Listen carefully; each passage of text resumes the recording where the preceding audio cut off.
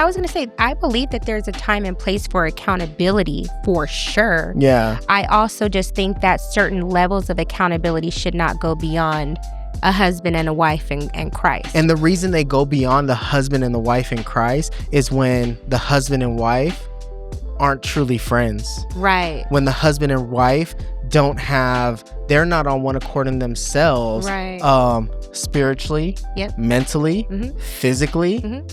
So because if I'm not on one accord with you spiritually, well, I'm gonna seek that spiritual one accord elsewhere. Yeah. If I'm not on one accord with you mentally, Mhm. then I'm gonna go find other mental places to be on one accord, and just conversations and dialogues and talking to other people. Same with physically. If we're not on one accord physically, holding hands, touching, kissing, hugging, having sex frequently, then we are going to go find those elsewhere. So we need to be on one accord in all those areas. Oh, for sure. But that comes with the friendship. Right. That comes with the closeness.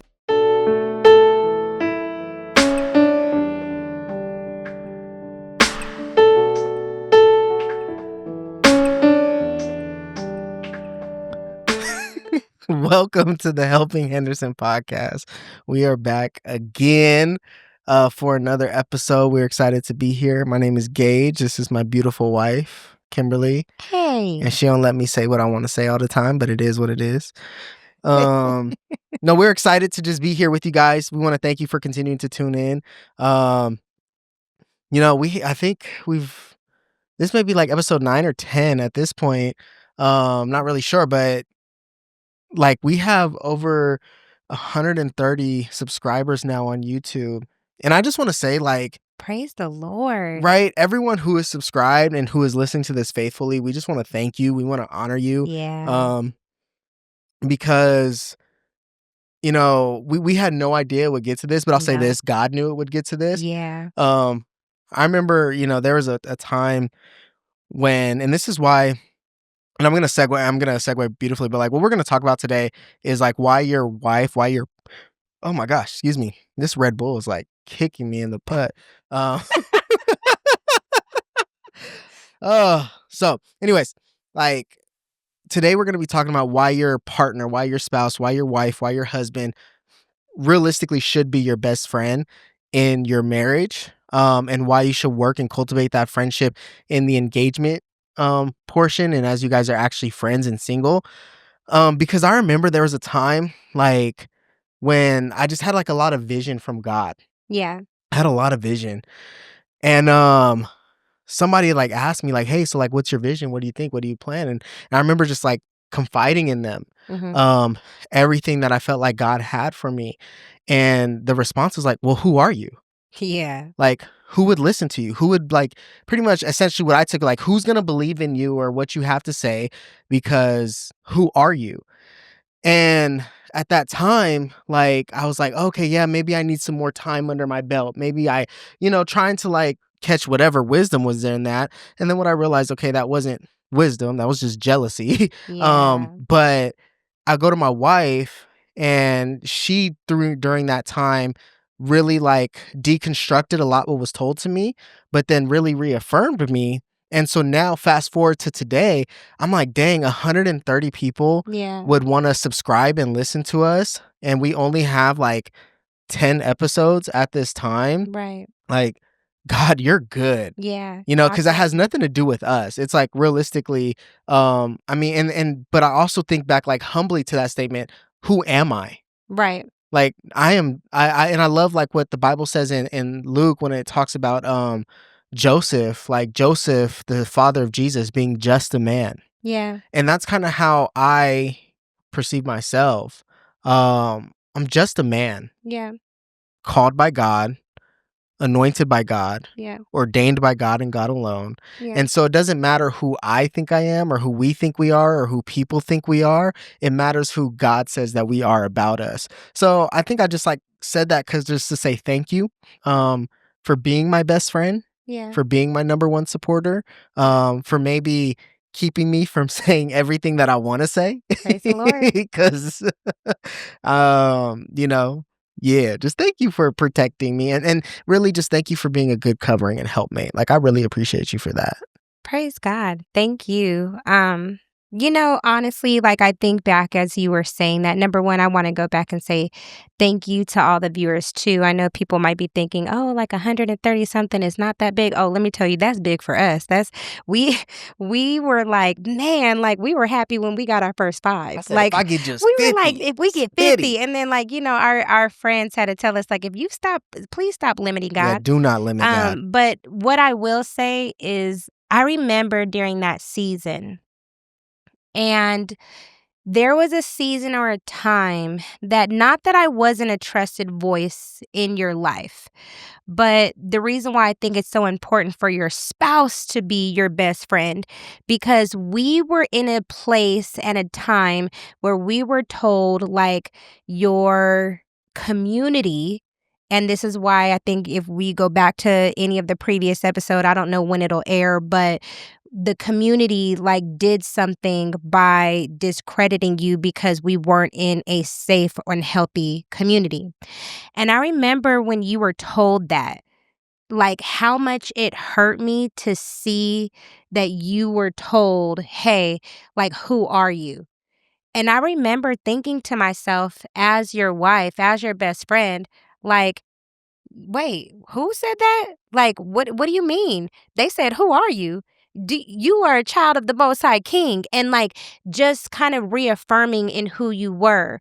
And I remember there was a point in time, even when we first early on got married, again, we were kind of told, hey, your accountability, like your friends should have more authority in your life than like even your wife should have.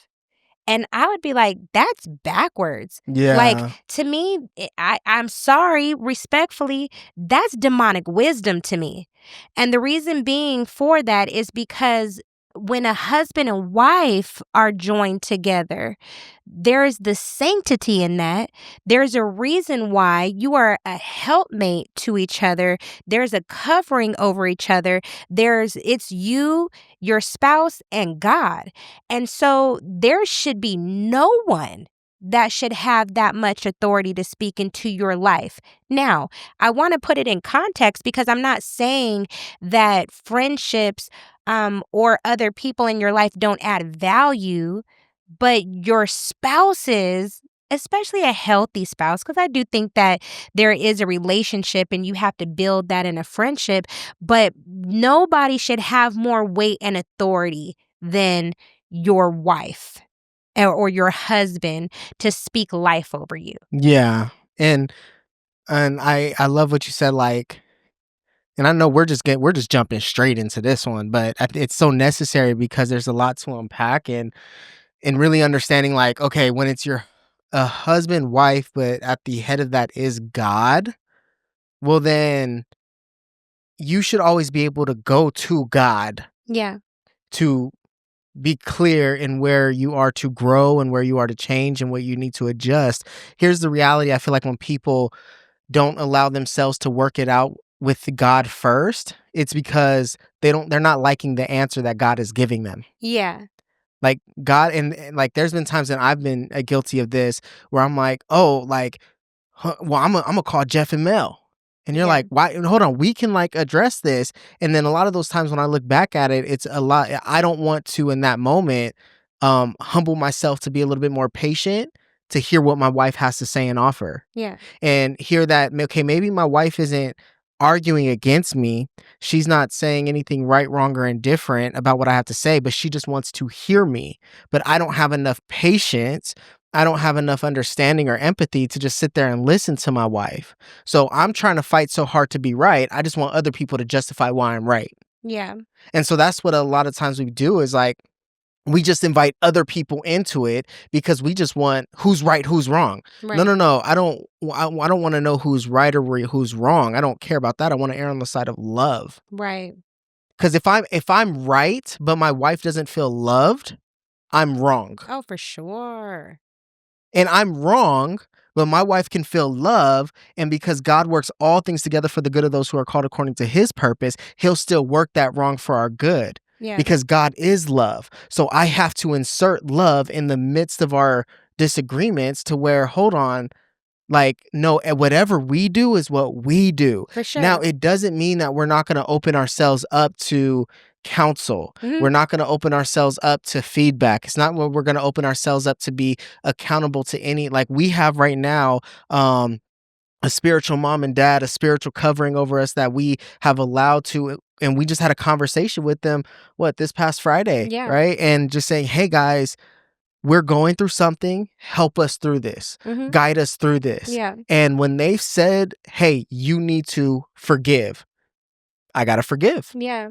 "Hey, you guys need to plan a time to get away. Yeah. You guys need to rest a little." Okay, we need to plan some time to get away. We For have been sure. running hard since January. Yeah. So, like, there's these things that you still have to insert within your For marriage, sure. but still even going back off the episode with when we talked about our realistically our disdain for community and how much we really promote fellowship over community, it's still honoring like, hey, making sure those are points of fellowship Mhm. where God ordains who you're going to be accountable to. Right.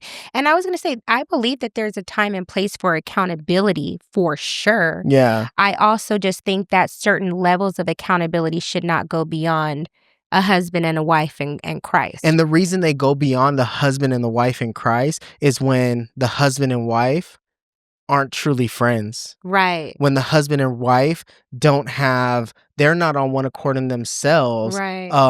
spiritually, Yep. mentally, Mhm. physically. Mhm.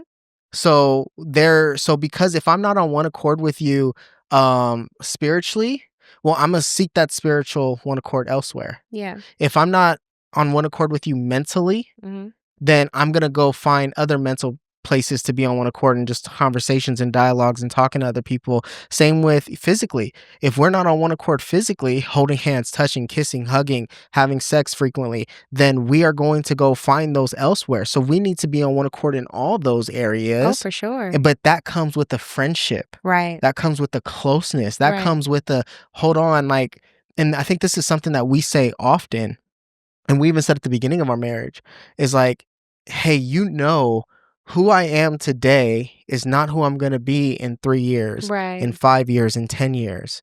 So what does that mean for us, Kim? Okay, that means me and you are going to have to consistently fall in love with each other Yeah. day after day, year after year, eon after eon, because we have to figure out who each other are growing into and how do I continue to make this person my best friend? Because if this person is not my best friend in this season, then I can't be ignorant to find myself potentially opening myself up to other areas of friendship. For sure.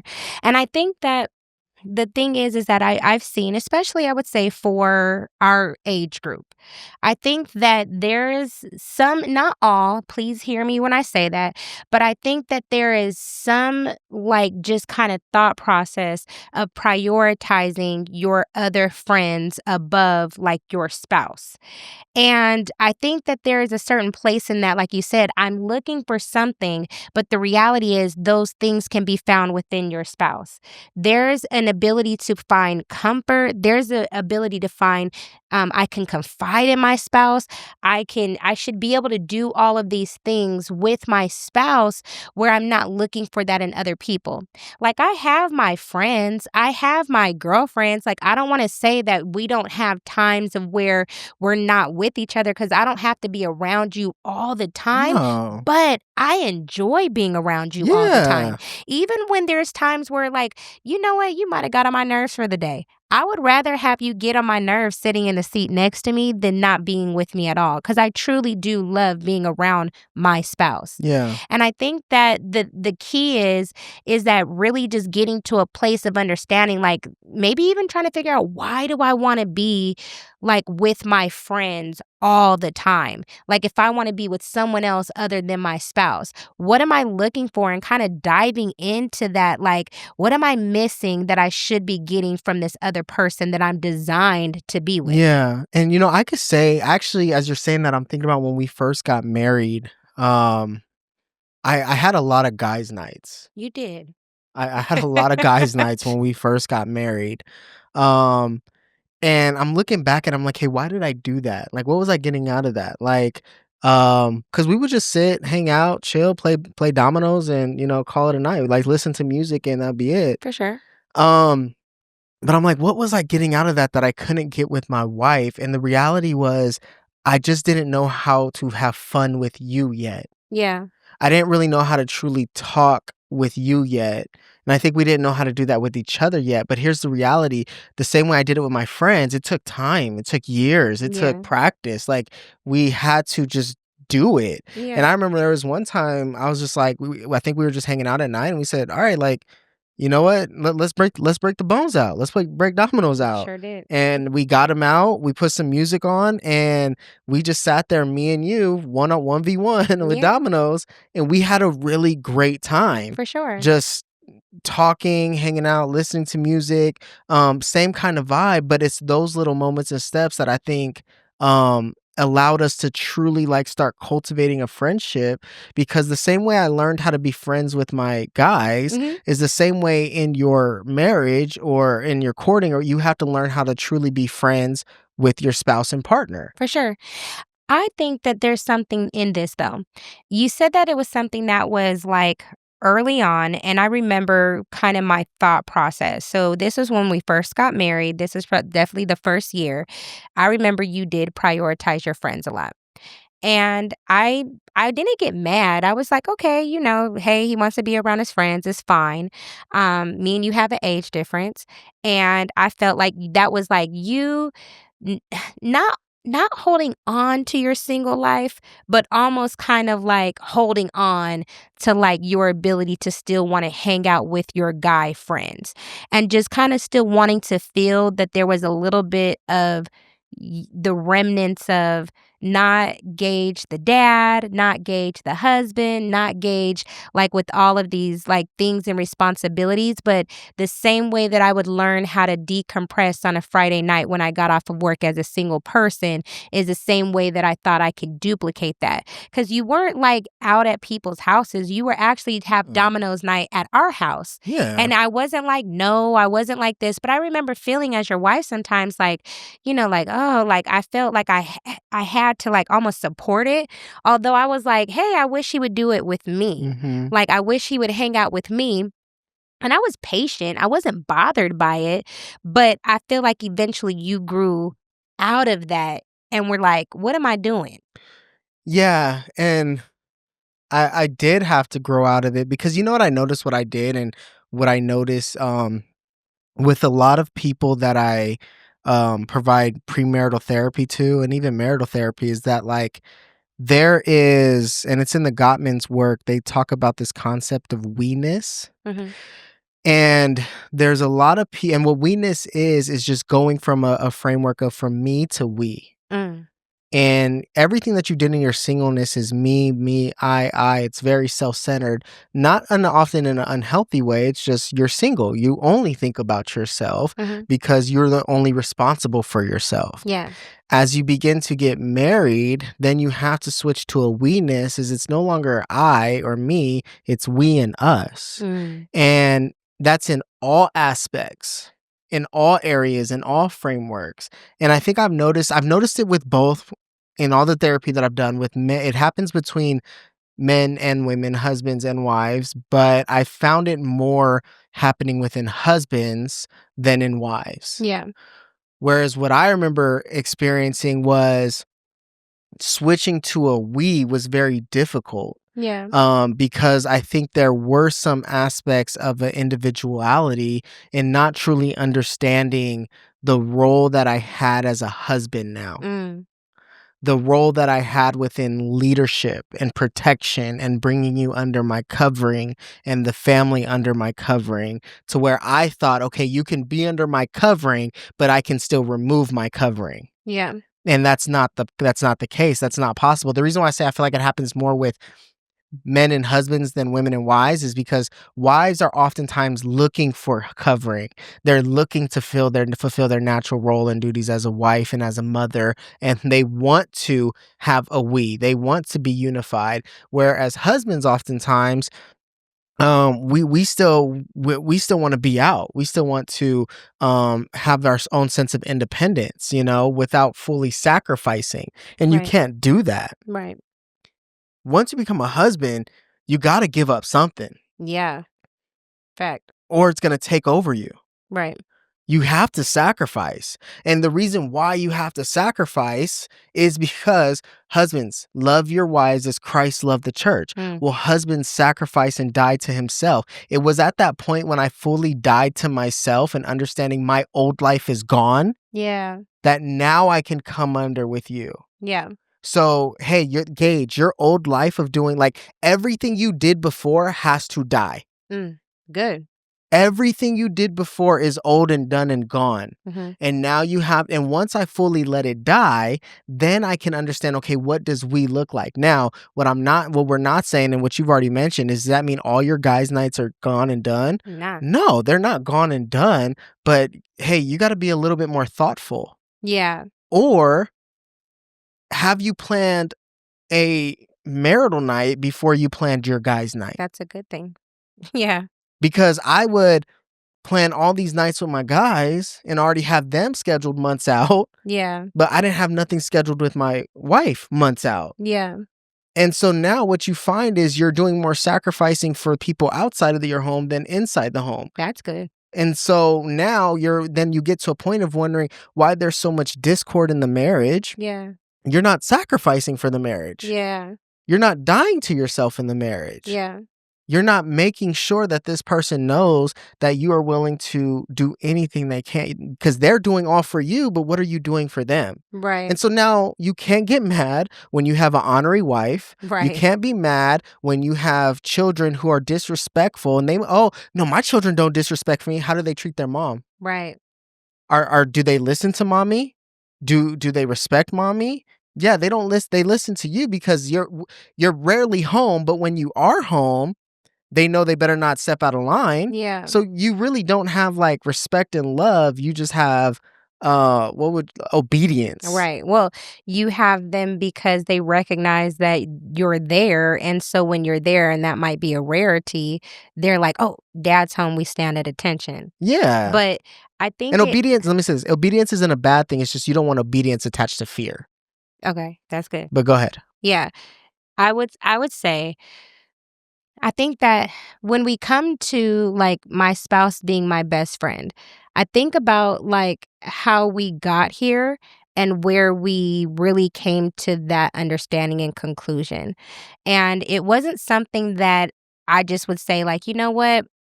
This is what I want, but I would say this is something that we worked at very intentional. Like we were intentional about building that friendship, about having this dialogue, having clear communication, feeling the safety and being able to tell me anything that you may feel or experience. Because I feel like sometimes is that we may want to be the best friend, but can the best friend have everything? Because there's some things that you can tell your guy friends, and your guy friends just get it because you guys are all guys.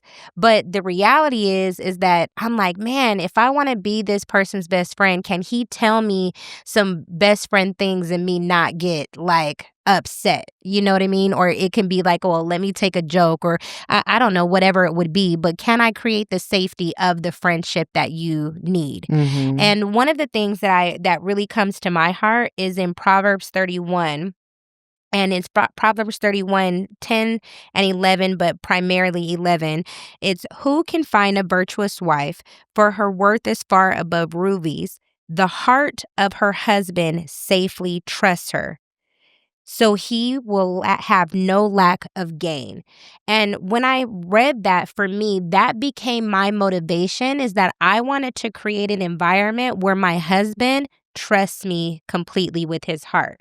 Because I feel like to have something like that, to have the friendships that we have, like number one, that by any means, that just has the ability for me to know that if you tell me something within your heart, then you do trust me. And I remember when you would begin to tell me something that was very intimate in detail, or tell me different things that you were thinking, or telling me different things that you were like feeling, I remember not taking it to heart, but allowing you to be able to have the safe space to say it, and me not like getting overly emotional, me not being like, like whatever it is, but being able to handle the dialogue in your heart that you're giving me. And the more that I created that safe space for your heart, the more we began to build in our relationship. Because I feel like sometimes we say like, oh, I want my spouse to be my best friend. But then the reality is when you come, when your spouse comes to you with whatever the intimacies and the details and the intricacies of their heart, you can't handle it. And then now you're looking like, well, why can't you be my best friend? Well, because they said something to you and you threw it back in their face, or you said something to you and now they're like, well, this is why you have your daddy issues or your mommy issues and blah, blah, blah, because you told me X, Y, Z. And so I'm saying that to say like that was something that was very important to me, to build that level of trust and accountability where you can tell me anything and I really be able to have that dialogue with you and not get emotional behind it, but be able to receive and hear and cover it and pray for it. Yeah. And I think the hard part about your spouse or partner becoming your best friend is that it's not a naturally occurring experience. Hmm. What I mean by that is like typically when you have a best friend, Hmm. a really close friend, you develop that relationship naturally over years. Yeah. This, you are to some degree enforcing friendship and best friendship Yeah. because now you're married or you're working towards marriage and you have to ensure. And here's the thing, when we had the dialogue, it wasn't that we had the dialogue because of what we believed or thought should or would happen. We had the dialogue because it's like, hey, how much joy do you want in this thing? Yeah. Like do you want this marriage to be of drudgery Yeah. or do you want it to be of joy? That's right. And so if we want it to be of drudgery, then we'll just go through the motions. Hmm. We'll, have some surface level dialogue. I'll take the lead because I'm the husband and I'll say how things are going to go or not going to go. What type of lifestyle do you want to live? How much money do you want to make? And we'll just kind of, get on the hamster wheel and get this thing going. Well, that's a partnership. It, but, it, but, That's but we often the conflate. business plan. Right. We often conflate partnerships and business plans with marriage. I mean, I think one of the things that we were first told when we got married and did our premarital was like, which I think, and it can be healthy to understand, but not to like stay overly attached to. Hmm. Where in a marriage, it's you guys are coming together and creating this new entity like organization. So for us, it's Henderson Incorporated. And now you guys are, one is the CEO, one's the CFO. And then how are you guys, you're taking care of your employees that are your children, blah, blah, blah. Well, okay, like when you put it in like an organizational structure, okay, that can make sense. Yeah. But if I overly commit to an organizational structure, then I treat it like an organization. Mm. And so now when you treat anything like an organization, you just have goals to reach benchmarks. Ooh. And once those benchmarks are no longer being met, then now you have discord and now we're having employee meetings and we're, Right. right. So now you get write-ups and all these things are coming in. And but those are the arguments that we get. That's And real. so we don't ever address the matters of the heart. We're just addressing the matter of the benchmarks. So good. And so we had said, Sheesh. okay, we don't want this to be an organization. We want this Yeah. to be a true marriage. So I got to work to making you my best friend. And I do that by, I need to now actually enjoy being around you. Yeah. So good. I like how because I'm sure there's so many people who have been told that where in real time, when you think about it, like, in an organization, technically you only commit based upon the benefits. And then once you don't have the benefits, you're no longer committed. Like, Yeah. so when you really are being told that, like, that's deep. And that's why some people are in their marriages and the benefits are like, yes, we have sex together. We have kids. We're roommates. We're this. But then there's a lack of intimacy because we haven't built anything beyond that. And so now we start thinking about, okay, this isn't working. I'm not joy. So what do we need to do? Maybe I need guys' nights. Maybe you need your girls' night. Maybe we need to have an open marriage. Okay, maybe we need to separate. Maybe might be time thinking about divorce. It might be. So now you're trying to now do all these alternative things and adding them into your marriage to ensure that, hey, this was an organization. This was what we had. These were the benchmarks. We're not meeting the benchmarks. Okay, what changes do we need to make? No, the only change you need to make is to ensure we're not here for benchmarks. Yeah. Like, we're not here to make X amount of money to get a house, because here's the thing, once you get all the things, Yeah. there's no amount of things you can ever get to ensure joy, peace, and happiness. Yeah. There's no amount of things that you can get to be able to just lay your head on your pillow at night and just Yeah. I think something that's so profound, though, when you say it like that, because I think that we have to elevate our thinking even at a time of when we are getting, let's say we're in the dating phase, or we're looking for a partner, or we're, Mhm, he who finds a wife finds a good thing and receives favor from the Lord. So you only mhm. just searching for your favor, but are you searching for purpose? And I think that's one of the things that I can say that makes a difference in, like, kind of the characteristics of where you and I have become best friends, is because our marriage is founded in purpose. When Mhm. I think about that, like, when you have it attached to the purpose of God and fulfilling the call of God on your life, then it's more greater than just me looking for a business partner. Because I can be in business with a lot of people, but the person that I'm in ministry with, the person that I'm doing this for by way of, for God to get the glory out of us, for God to get the glory out of our marriage and our family, then it takes it to a higher elevation, because I'm not looking for someone to just No. live with and cohabitate with and kind of like procreate with, but I'm looking for, what does God have inside of you? What does God have inside of me? And what are we doing as a couple to achieve that, what God has for us Yeah. and this marriage? Well, because when I have a friend, I want my friend to succeed.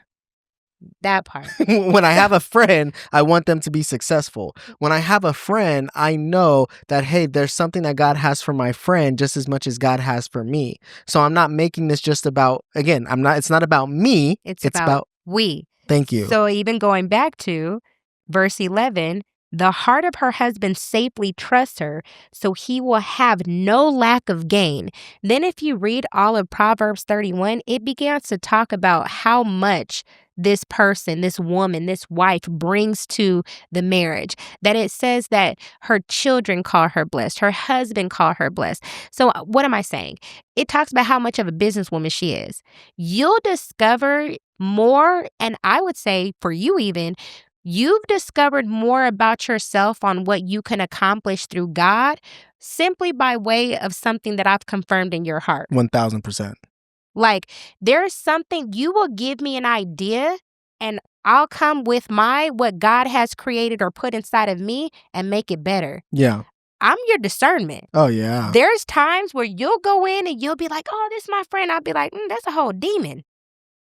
Like, I'm reading the situation, but And haven't missed yet. well, come on. Okay, come on, public. He said, we're gonna make this public. I And haven't haven't missed missed yet. yet. But the reality is, there were times where you had to learn, where you weren't necessarily listening to me, not because of anything out of negativity, but because we were once, like, kind of put in a position where other people should have authoritative figures in your life. And that's not it. Yeah, and here's and you're right. I think we did have to, and let me say this to people, is that the reason why we are bringing up, like, really demonic strongholds and demonic wisdom, because that's what the word of God says, is that where envy and jealousy exist, there's every evil thing along there with it. Hmm. And what the Bible's talking about within that area is, there is a demonic wisdom and there's a heavenly wisdom. Mm. Now you have to understand that the enemy, the devil and demons, they understand the Bible. Hmm. They know it very well.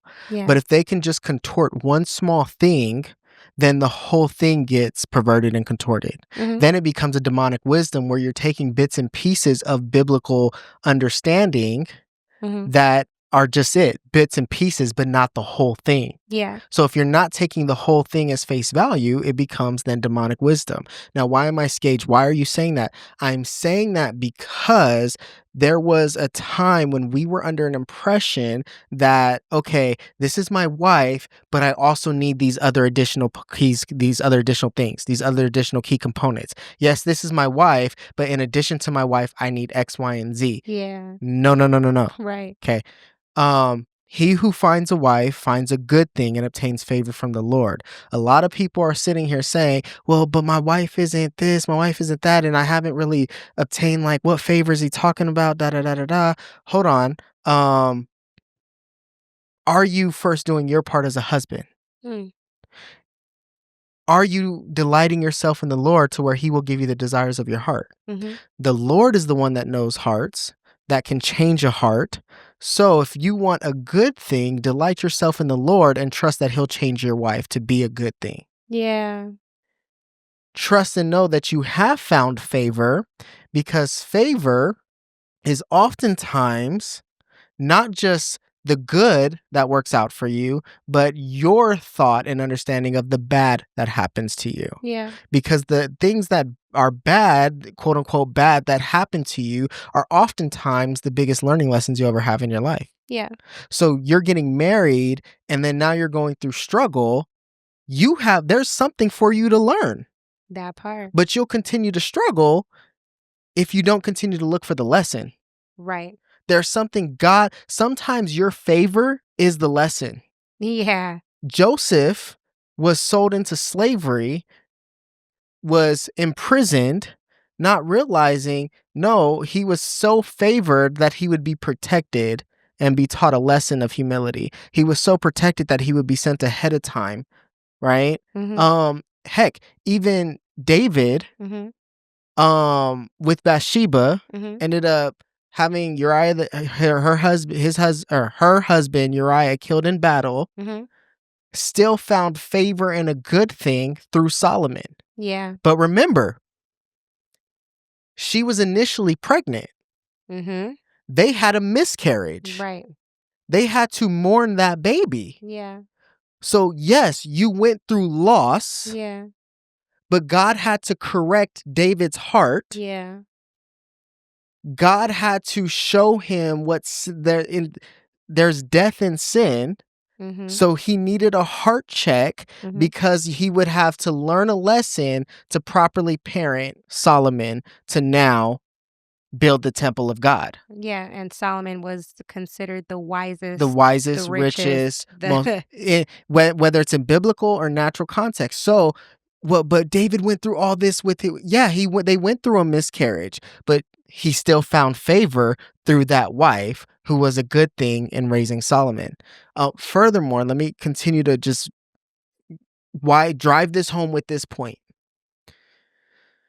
Genesis, when God makes Eve for Adam, Mm-hmm. it is not good for man to be alone. Right. So what am I going to do? I'm going to make a helpmate Yeah. comparable Yeah. to him. Yeah. Oh. I'm not going to, I think I'm going to make someone that can serve him. So good. I think I'm going to make someone who will just sleep with him. I think I'm just going to make someone who will just take care of the home and just make sure he has a peaceful. I will make a helpmate comparable to him. Naturally, if you are my helpmate and you can be comparable to me, then supernaturally when I grow, you grow. Right. So if my wife's hold on, let me say this. If I have an emotional intelligence up here, Mm-hmm. then my wife's emotional intelligence has to be somewhere. Yeah. If I have a spiritual understanding up, but if I have it down here, Yeah. she can't be too far off from me because she is a helpmate comparable to me. Yeah. Remember, delight yourself in the Lord and he will give you the desires of your heart. So if you desire just that, he'll give that to you. But you have to trust the Lord will work on her. Yeah. And the Lord will make her to the standard that you are. But you also have to do your part to treat her as someone comparable to you. Well, that verse, delight thyself in the Lord and give the desires of your heart, means that he will actually change your desires to now align with the will of God. But what I think of as we think of like best friends. Well, yeah, and I do want to say you have to desire a healthy marriage. Yeah. You have to desire friendship in Right. marriage. You have to desire fun in your marriage. If you don't desire those things, yeah, you don't get it. Right. And I think of like one of the things that I think of most about just best friends in marriage, I think of Aquila and Priscilla. Yeah. Aquila and Priscilla is a marital couple that is mentioned in the New Testament, specifically in the book of Acts. And they are mentioned 6 times in the New Testament. It is always stated Priscilla and Aquila or Aquila and Priscilla, but they're mentioned 6 times. Together. And they're together. These were people who followed Paul. excuse me, I was gonna say Adam. I don't know why I said that. But I'm because you said Adam and Eve. But because they followed Paul. And so one of the things that I would say, and the reason why I bring that up is because that to me signified a healthy couple. They were tent makers. Mm-hmm. They did business together. Mm-hmm. They raised a family together. Mm-hmm. They actually followed the Lord together. Mm-hmm. They taught the word of God together. They even helped Apollos when Apollos was preaching. They allowed Apollos to preach, stated and realized there's a portion of the story of Jesus that he's missing, waited for him to get done, and now they went ahead and held Apollos accountable in the word of God by now mentoring him. Mm-hmm. And so when I think about that, I think about this godly couple as really just a kind of foundation of how to build a healthy marriage. They weren't necessarily mentioned a whole bunch of times, but No. if I have a count, Paul was never married. But Well, Paul, he said it's better to be single. right. But I'm saying he was never married, but he talked about marriage. Yeah. How did he talk about marriage? Well, because he did so ministry with Priscilla and Aquila in Ephesus. And he talked about a healthy marriage because of the fact that he was talking about this couple that he had the opportunity to witness. What am I saying? What I'm saying is that, again, it goes back to that driving point that our marriage has purpose.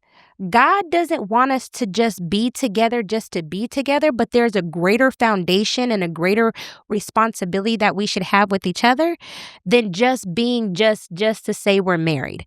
Mm-hmm. And again, you may not necessarily, I want to make it clear, you don't have to have this massive ministry, because I don't think Priscilla and Aquila had this massive ministry, but they did teach the word of God together. Mm-hmm. And they did do it together. Well, it was massive because we still talk about them today. Well, true. They were mentioned in the Bible. Anybody that's mentioned in the Bible had to have some reason and purpose. Exactly. So I want to set the foundation of why that's important. But I want to also talk about the one thing that I will say, that there's a healthiness in what we do. And to make it practical, I feel like we are very interdependent. So what is there? There's an interdependent, there's a codependent, and there's an interdependent. Okay, so I'm going to ask for you to kind of give some clarity to this, because this is what I also know, just for your, obviously, again, marriage and family therapist, and explain why these 3 dependencies, what they mean within a marriage. As far as with an interdependent, how I would say it in just kind of like a layman's term, there are things and qualities about myself that I can achieve very much so by myself and do it pretty well. However, because we have an interdependent relationship, I have the ability to kind of go to you, and with you, coupled with you, by you, together with you, it can make it even better.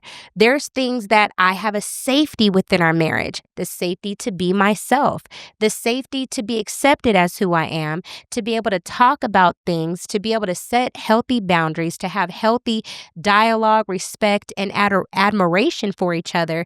And that makes us a very interdependent relationship. I can do great by myself, but I do even better with you. Would you say that that's the way that you can describe interdependence?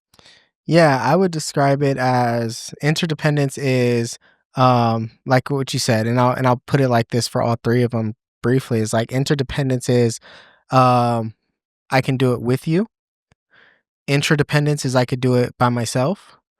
Codependence is I can't do it without you. Mm. And so interdependence is, just what you just said, is that we are depending on one another to get our goals met.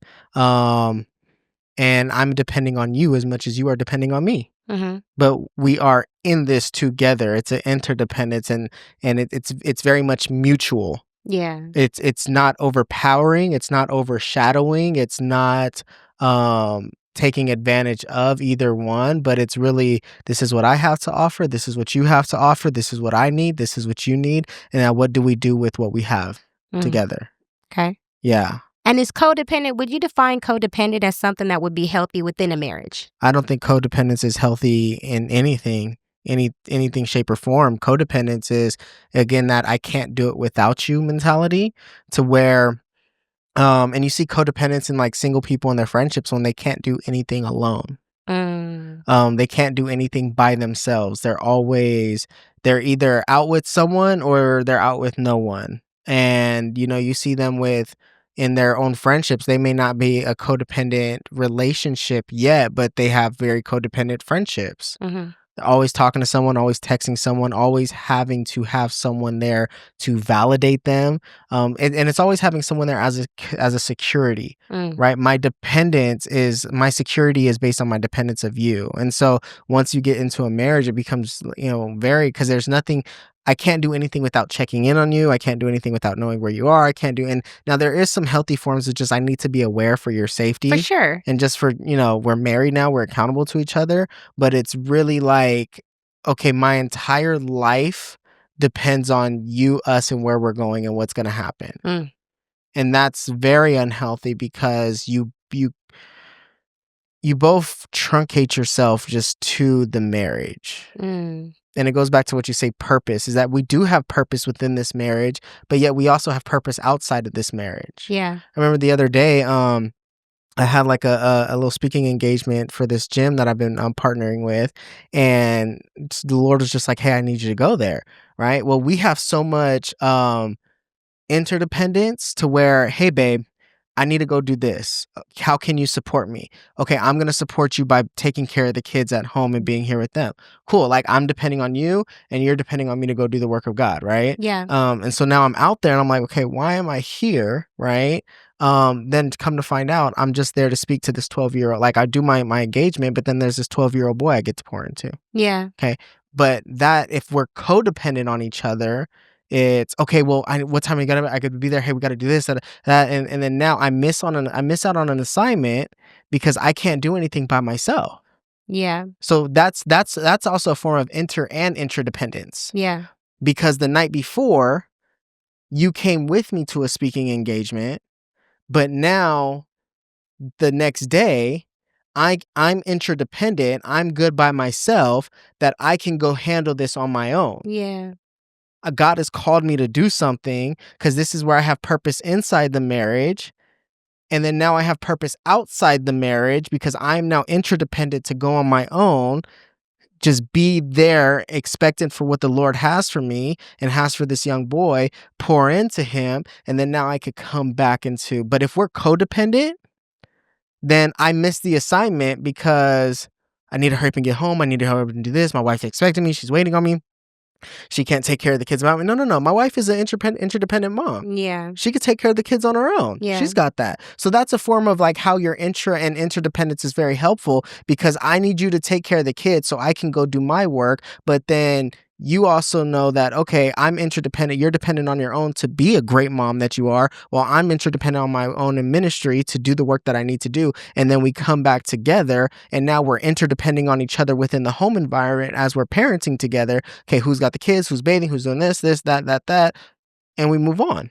that's good. Right? So that's where it's and interdependence, which are the healthiest forms, that I always even teach within individual work and couples, is because when you're interdependent, and really what it is we start with intrapersonal skills. Yeah, Interpersonal skills is being able to talk to one another, being able to respect one another, being able to have empathy for one another, understanding one another. Then your intrapersonal skills is your self-talk, yeah, your self-understanding, your self-empathy. So inter is everything you give to others, intra is everything you give to so yourself. good. Now, the co is you just giving to each other, and that's where it becomes unhealthy because you get lost in each other. And I've seen this so many times in like heck, even doing premarital, especially, this is why we tell couples, like, do not have sex before marriage. No, The worst thing you can do for your marriage or for your relationship is to be sexually involved before you get married, because what I've seen most is that codependence is often fostered within hypersexual relationships before marriage, because you have now opened yourself up to, and even on a biological level, um there's a love hormone, a love chemical that gets released when you do have sex, which is oxytocin. Mhm. Once that chemical gets released, it becomes almost like a dopamine hit every time. Mhm. You get addicted. So Mhm. yes, you're also dealing with a soul tie, which is you binding your soul to someone spiritually, because sex is a spiritual and intimate act, but you also now have bound yourself biologically, and you have an addiction to this person. You have an addiction to the act, you have an addiction to the feelings. So when you go to break up or anything happens, yeah, it's hard for you to get rid of it because you're addicted to the feelings and really the chemicals that have been released. Wow. So it's like almost taking a hit of meth every single time you have sex with this Well, person. that's kinda deep. It I mean, like, I gotta be honest, because that's what happens with even with substance abuse. Yeah. All the years of work I've done in substance abuse is that you get addicted to the drugs, you get addicted to the alcohol because of the dopamine that gets released. There is no one, I think, that genuinely enjoys sticking a needle in their arm. So hold on. I hear you on that. How does that relate to, like, best friend, though? Here's Because how that how can that impact the best friend or the friendship once you do get married or once Because you I'm just all I'm committed to is the feeling you give me, not the person who you are. Mm, That's why I said there's no one who genuinely enjoys sticking a needle in their arm, because that feeling is going to go away. And once that feeling goes away, what do I have? Nothing left than my self-loathing, my insecurities, my deprivations, just everything that I'm reminding myself that I don't like about you, until I get that feeling back again, because I never worked on the friendship. mm. I never worked on genuinely enjoying you. I never worked on genuinely being around you. I never worked to die to myself and sacrifice some certain short term pleasures for a long term gain. So good. And so if I just take a moment, if we take moments to actually build our own interpersonal skills, where let me just talk to this person, let me enjoy being around this person, let me get to know this person, let me have empathy and understanding for this person. And then you realize, okay, we've worked so much on the interpersonal skills. Now let's work on the intrapersonal skills, which is, okay, I can still be associated with this person, but fine on my own. Yeah. And that's how in the dating phases and the engagement phases, we're able to work on our interdependence, because hey, we're going to be here at this certain time. Hey, I want you to meet my family. Hey, can you go pick this up for me? Can you do this? Little tests of interdependence, to now I'm interdependent, to where, hey, what are you doing this weekend? Did you want to hang out? Hey, actually no, I think I'm gonna go on a hike by myself. Oh, okay, hey, you enjoy your Yeah. hike. Okay, fine, I'll call you when I'm done with my hike. Most people can't do that because she's with someone else. Yeah. She's gonna go do this. They're gonna Yeah. go do that. And that's where you get the codependence, where I need to be around this person all the time in order to make this work. And then once you're around someone all the time, well, you play with enough fire, you're gonna get burned. Then Yeah. you guys start engaging in acts and places of intimacy that you shouldn't be in. And that's how it all relates to, like, really cultivating the friendship. Because even me with my best friend, Brennan, I don't have to talk to him every day, Right. but we still have a close friendship. For sure. And so the same way within your relationship, we don't have to talk every single day, Yeah. but we can still have a close friendship Yeah. and a close loving friendship. And I know at the end of the day, when we come back, it's going to be like we've never left. 100%. That's good. I really love that you talked about, like, what it is to be before, because that's where you have the ability to work on your friendship.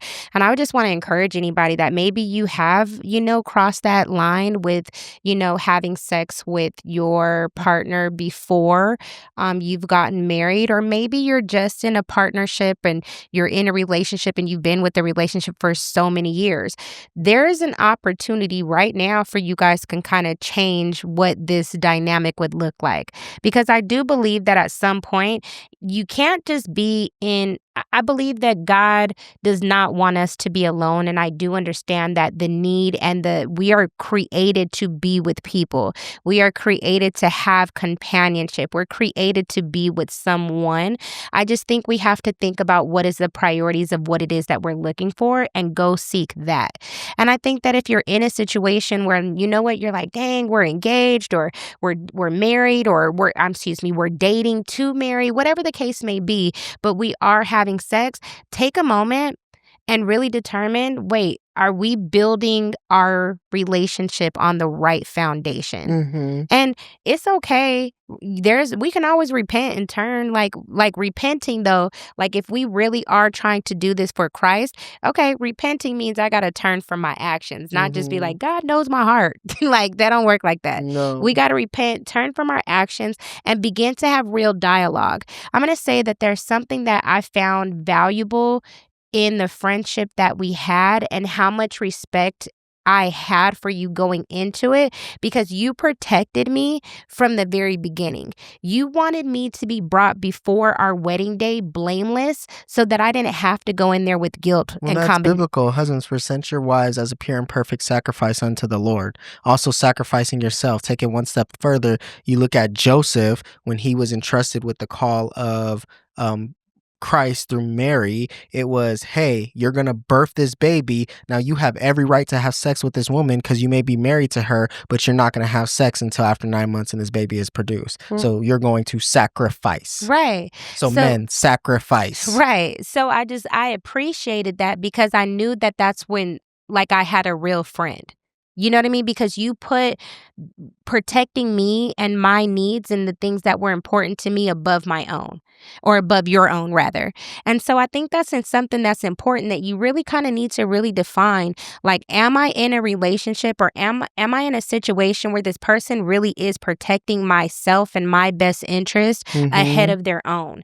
And women, I say that that's most important too because oftentimes we give of ourselves and we begin to have sex premarital, not because of the fact that we just wanted to, but a lot of the times we give into that temptation because there's a validation that we want to feel within that relationship. And Yeah. so I'm just saying that a real friend is going to be like, "No, I'm not going to do that because I want to protect you. I want to protect you. Heck, you came in with your own like, listen, I don't want to have sex before marriage." And it was a thing where we set the appropriate boundaries to protect the best interest of the other person. And so we always have kind of just set from the very beginning the foundation of what type of friendship that we want to look like. For What type of sure. friendship do we want to have? And going into it with that understanding set the foundation for me to be able to be comfortable. But I was able to discover the type of man that you were because I was able to express what I needed to feel. I was able to set healthy boundaries and that you respected the boundary that I set for myself because I did have a healthy interdependent. I was very clear on who I was all by myself and not have to think about it from you. We were a complement to each other, but we weren't the only factor of each other. Like I didn't need a husband. I didn't need a man. What it was is that we came together and it became an even more complement to what God was doing in our lives. Yeah, and if I'm honest, it's not because that was like a self-righteous decision. No. It's not because I want, I'm this type of godly man. It was an acknowledgement of Gage. How many friendships did you genuinely ruin before? Yeah. How many friendships did you have with actually nice, kind-hearted, sweet women who you genuinely had a friendship with, Yeah. but because you're a man, because you were sinful, because of all these factors, you decided to have sex outside of marriage with them, and now you ruined quality friendships? Yeah. Like, do you wanna continue to do that? Right. Do you wanna do that with you're looking to get married? You can only marry one woman, Gage. Yeah. So we clear. I don't know about all that polygamy stuff and all that foolishness Heck, that's I out there. wouldn't even want That's not that. our story. That's a lie. Like, look at Solomon, 700 and 300. Bro, what Yeah, you we was ain't tripping, yeah, dog. we ain't doing that. Not over Like, here, homie. I'd be tired. Like we said, who's only day 6? Ooh, okay. You silly. But for real. But no, for real, Not happening. like but there was a moment, it was like, do you wanna like, you've like and that was the conviction point for me, was like, I've ruined a lot of friendships. That's good. I don't want to ruin this friendship. Yeah. So I want to make sure I can make this as best of a friendship as possible. Yeah. Can I take myself, Gage, you've had plenty. You're fine. You can Yeah. sacrifice Yeah. for courting to making sure that this is going to be a very healthy experience, the healthiest that it can be. That's what it was. Because I don't want to come off as self-righteous as though I did For something. sure. No, I'm very sinful. I'm just a man, very sinful. I praise God, praise Jesus for his sacrifice that he did on the cross, because the only way it was made possible by Jesus doing something new within me. Yeah. Because it wasn't normal for me and it wasn't natural, but it was definitely spirit-led through him and him alone. Yeah. And so that's what came of that. So I don't want to even bring any shame and condemnation to anyone who has had sex outside of marriage. For sure. But what I want to say is, heck, even if you are with your partner now and you guys have had sex, but you're listening to these podcasts, it's knowing everything that I've said before is just to give you awareness of what you're going through. Yeah. So it's really to add a greater empathy and understanding. Why is it so hard for us to stop having sex? Yeah. Why is it so hard for us to stop having desires? Why is it so hard for us to focus on the friendship? Oh, there are biological things that are impeding in you. For sure. There are spiritual and supernatural things that are impeding on you. There are also things in the natural. For example, it's 8:00. Take your butt home. You got to have a curfew. And you might have to have a curfew when you're a grown-up. But And for real. we had a curfew. And if that's the case, also turn your phone off. Yeah. You don't need to talk to them past a certain time. You don't need to be on FaceTime with them. You don't need to be snapping them or anything past a certain time. Like, just put little blockades in there, natural blockades For sure. that will help keep you pure, but also just understand why it's so difficult. Now, if you're going to limit something, and I always say, whatever you take away, you got to supplement. For sure. You can't just say, okay, we're going to stop doing this and that's it. No. Okay, we're going to stop having sex, but we're going to increase our fun time. Yeah. So what does that look like? We're going to find every week, every other week, let's do something new that we've never done before and have fun. For sure. Let's go to a batting cage. Let's go do mini golf. Let's go on a hike. Let's do whatever it is. Yeah. Let's try surfing lessons. I don't know, but like, you know what I mean? Like, you're going to have to supplement that time, because the intimate time that you were spending was once physical, but now the intimacy time needs to be, like we said, it needs to be mental. Yeah. I think one of the dopest things me and you are, I think, and I really would like to make it a rhythm with you, is going to the movies. We had so much fun. Yes. Like, it was really a dope experience to just go to the movies, just sit next to you, kind of have our own little banter, watch this movie, get our own individual takes, and then come back, and now we just have a real conversation about it. Yeah. And that is like, yeah, it's how we have our date nights. Yeah. But it's also how we can be mentally stimulating towards one another. For sure.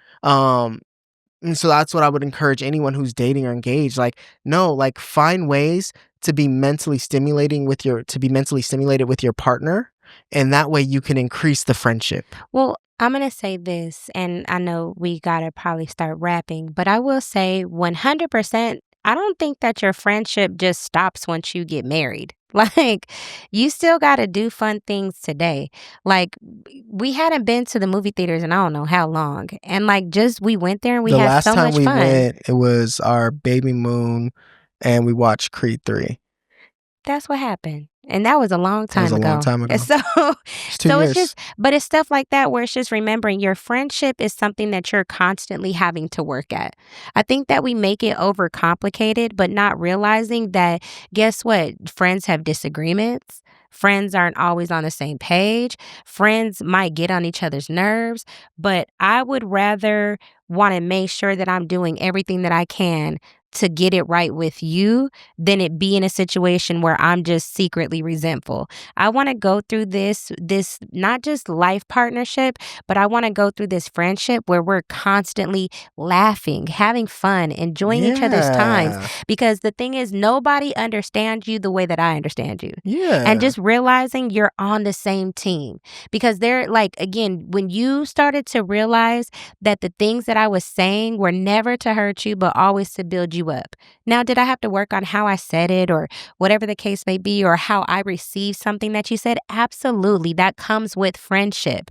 But just recognizing that friendship is something that is a consistent thing that you have to really work at. Yeah. Do something silly. You got a video game? Get video games. Play them together. Yeah. Like we like to go to Disneyland. We like to do whatever it is, you can do it together. Play board games, card games. Just do whatever it takes Yeah. to make sure you two are constantly, because you're going to move. Yeah. You have a choice. You're either going to move apart or you're going to move together and closer. Yeah. But either way, you're going to move. It just, Yeah. it happens in life. And the worst thing you can do is drift. Yep. Because the worst thing about drifting is you're not doing anything, but then when you turn back, your partner's nowhere in sight. That part.